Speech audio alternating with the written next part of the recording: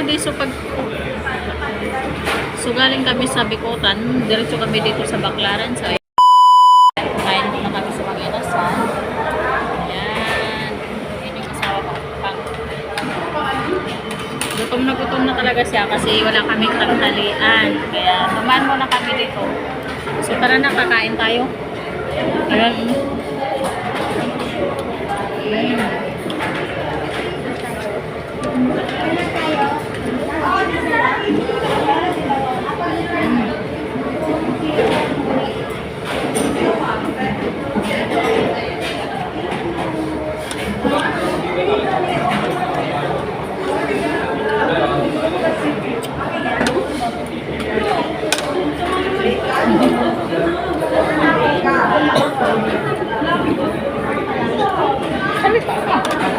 Kalita pa. Ay, parang to. Masarap talaga basta libre lang. Sarap.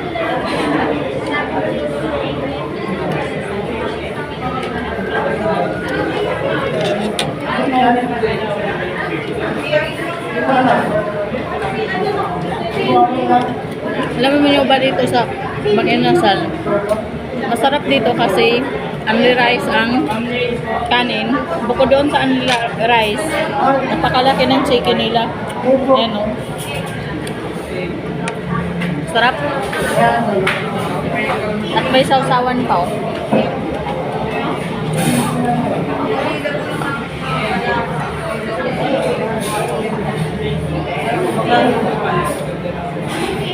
So hanggang dito na lang ang ating videos. Maraming salamat sa walang sawang panonood at sa walang sawang suporta. Paki-follow na rin at paki-share na rin ang ating mga video para isa ka na rin mawabigyan ng Gcash. So maraming salamat. Bye! Paano mo yan mahigop? Tinidor yung gamit mo. Ayan o.